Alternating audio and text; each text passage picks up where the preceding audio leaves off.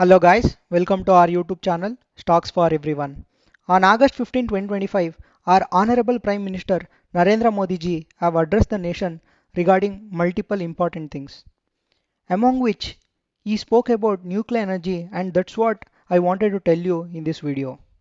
And along with that, let us also look at few highlights about what is the recent development that has happened with respect to nuclear energy in India, and also what is our current capacity and what's the future outlook for nuclear energy in India. And also let us look at four stocks and try to analyze if these four stocks can be beneficiary in case if nuclear energy would be the next big trend in India. And this is not a buy or sell recommendation for these four stocks. This is like a template study of how to analyze if we can go and check other stocks can benefit from this mega trend. So with this, let us start this video. So if you look at the highlights of what Modi ji has said on the Independence Day speech, so he has said that he reaffirmed India's strong commitment to advancing its nuclear energy program as a key driver for energy security and the vision of Viksit Bharat by 2047. And aim is to increase our nuclear energy capacity by more than 10 times by 2047. So now let us look at few key highlights, or you can say few major developments that has happened with respect to nuclear energy in India. Okay, so if you look at few important developments, then India is in the process of constructing 10 new nuclear reactors, aiming to amplify its nuclear energy capacity 10 times by the year 2047. And then PM Modi ji also highlighted that necessity of ongoing reforms in the nuclear energy sector, stressing the inclusion of private sector in its development. So till now there were only two companies, if I am not wrong, that is Nuclear Power India Corporation Limited, and some there's one more company. So things with respect to nuclear energy in India. But now he reaffirmed the importance of private participation in this. He underlined the goal of achieving energy self-reliance, noting that funds saved from reduced energy imports could be redirected towards public welfare initiatives, including schemes for farmers. So, government is pursuing a dual strategy by focusing on both large-scale nuclear reactors and small modular reactors. The Union Budget 2025-2026 introduced a 20,000 crore nuclear energy mission to support SMR research and development. So, which is nothing but small modular reactors.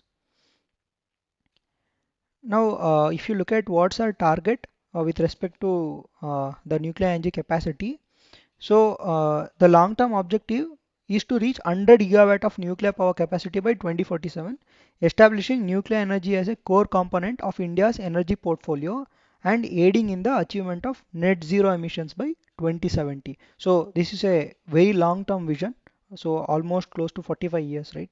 So if we can achieve, then it would be a really good thing considering all the e-waste and hazardous things that are getting dumped into our environment, right? Now, with this, let us look at what's our current capacity. Now, India currently operates 24 nuclear reactors with a total capacity of 7,943 megawatt. Six reactors with capacity of 4,768 megawatt are under construction, including two units at Gorakhpur where site works has begun but concrete pouring is pending, and 10 additional units, approximately 7 gigawatt, are in the pre-project planning stage, and it represents a significant pipeline for nuclear capacity expansion over the coming years.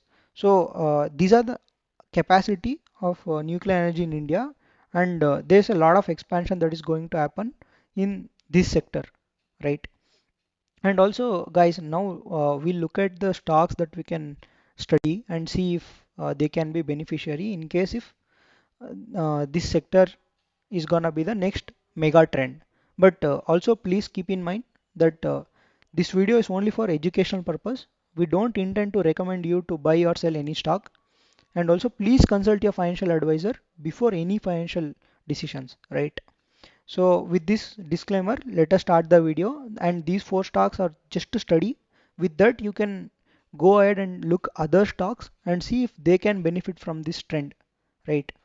So the number one stock in this video that we'll be discussing is Bharat Heavy Electricals Limited, that is BHEL. So if you look at BHEL, BHEL is an Indian state-owned engineering and manufacturing company. It plays crucial role in India's power sector, including nuclear energy. If you look at their financial performance or financial metrics, then the market cap of this company is already big, 77,000 crores. And if you look at the price to earning, it sits at 266, which is really high. And if you look at their ROCE 4.87%, ROE 2.12%, and if you look at their quarterly result that came out recently, they reported a net sale of 4,586 crores, which is approximately 0.04% up compared to last year June quarter. So let us look at how BHEL can involve in India's nuclear energy sector. So now, BHEL plays significant role as a supplier of equipment and components for India's nuclear power plants. The company has in-house capabilities to design, engineer, manufacture and supply both primary and secondary side equipment for nuclear facilities. It has partnership with Nuclear Power Corporation of India Limited, which is NPCIL, and has contributed equipment to several of its nuclear projects. So NPCIL is the major firm that works with respect to nuclear energy in India, and they have the collaboration with BHEL with respect to equipments for their nuclear projects. And BHEL is actively involved in the development and production of indigenous nuclear technologies, including 700 megawatt pressurized heavy water reactors. So if you see, BHEL do have some play in nuclear energy, and if there's gonna be this trend of nuclear energy that's gonna happen in coming years, then I think BHEL might contribute. But again, you can always see that market already factors many things before you can realize that. So P is already sitting at more than 250. So now with that, let us move on to our next talk. So the second stock is Hindustan Construction Company, which is HCC. So if you look at HCC is engaged in engineering and construction of wide range of infrastructure projects across India, including dams, tunnels, bridges, express highways, and roads, hydroelectric, nuclear, and thermal power plants, as well as marine works, water supply systems, irrigation infrastructure, and industrial buildings. And if you look at their financial metrics, then market cap is around 4,665 crore, which is a small cap company, and PE is NA because they have loss in some quarters, so there's no proper PE that you get on screeners. And ROCE is 25.2%, which is good, but ROE is minus 0.7%. It's not good. And also, if you look at the recent results, it was very bad. So they reported net sale of 1,091 crores, which is almost 40% down compared to its last year June quarter results.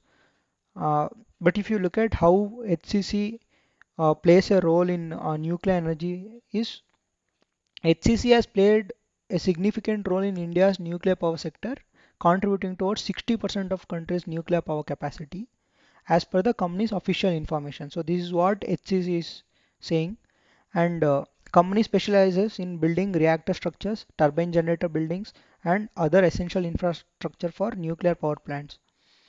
And if you look at their domestic projects, then HCC has been involved in major Indian nuclear projects, including Kundankulam Nuclear Power Project and Rajasthan Atomic Power Project. And if you look at the international presence, HCC has also been working on global projects such as Rupur Nuclear Power Project in Bangladesh. So they have some hands-on work that they've done with respect to nuclear energy. But again, all comes down to what's their orders, what's the execution, what's the pace of execution that they do.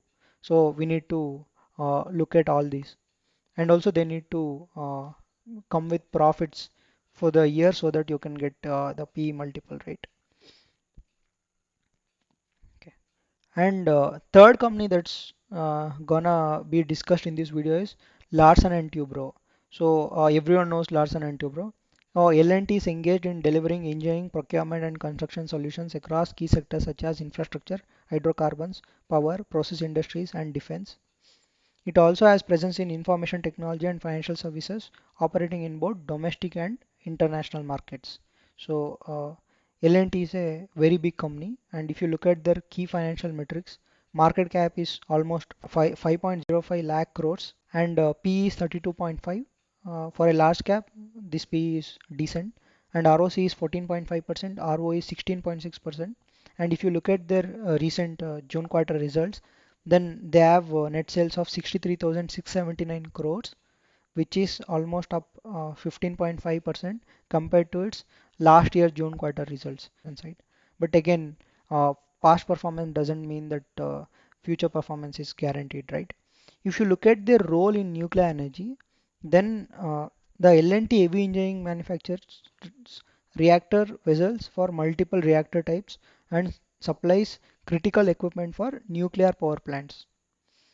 The company is associated with all of India's operational nuclear reactors, supporting their infrastructure and development. So they have supported all the existing nuclear power plants, right? And if you look at their services and equipments, then L&T produces essential nuclear components such as steam generators and end shields, which is gonna be used in nuclear reactor. It also offers on-site integration, installation, and life extension services for existing nuclear reactors. So, with respect to maintenance, they also support maintenance of nuclear reactors. And if you look at their notable projects, then L&T manufactured the cryostat for the ITER International Fusion Project, and it is the first Indian company to receive ASME N-stamp certification, a global benchmark in nuclear manufacturing standards. And if you look at the recent developments, L&T has secured major contracts from NPCIL, that is Nuclear Power Corporation of India Limited, for various nuclear power project works, strengthening its presence in the sector. And the fourth company in this list is MTAR Technologies. So MTAR Technology is a precision engineering company involved in manufacturing mission critical components for sectors like clean energy, nuclear power, space, and defense.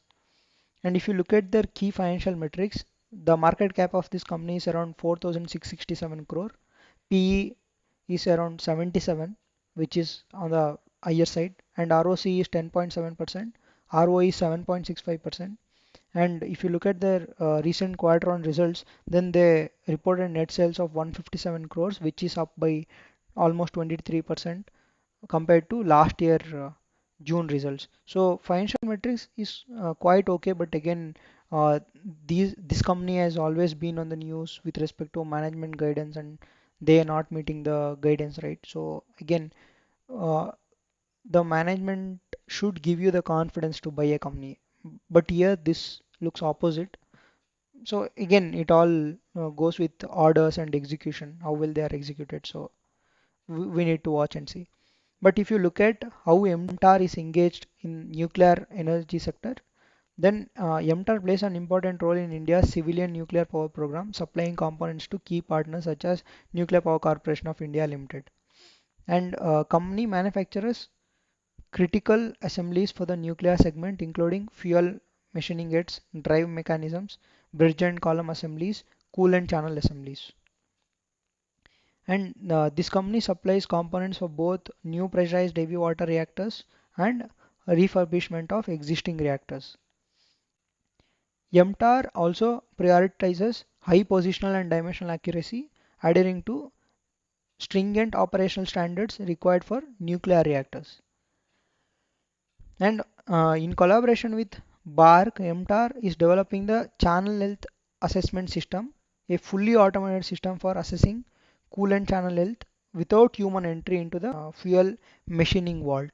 So this could be a interesting thing that they are trying to develop. And if you look at the recent developments and outlook of this company, then company expects to benefit from recent government announcements supporting the nuclear energy sector, and potentially leading to significant order inflow. So if these developments happen, if there is a lot of investment that's coming from government side, then there could be a lot of orders that might come into various companies, and even they are expecting many order inflow. And then if you look at their anticipated projects, MTAR anticipates major orders from Kaiga units 5 and 6, and other upcoming reactor refurbishment projects. If someone wants to study some other stock and if they want to analyze if that stock is related to nuclear energy, then they can go ahead and check the PS of these companies, check if their financial matrices are good, and then you can study those stocks. So these four stocks that is showcased in this video are not ideal or stocks that you need to go and buy today. And it doesn't mean that the financial metrics of these companies are better than other companies. This is just a case study to understand how you can study stocks, and then you can go ahead and compare stocks with better financial metrics and then choose for your portfolio and see if they can really work out for you, right? So again guys, this video is only for education purpose. If you find this video useful, then please hit that like button. And if you want any videos on any of your favorite stocks or the stocks that you want to study, then please comment down in the comment section. And also please share with your friends. This is gonna give a good confidence for us to create more and more such videos, right? And this takes a lot of time to collect information from multiple sites and verify if they're really legit and then show in the video. This takes a lot of time. So thank you so much guys. See you guys in the next one.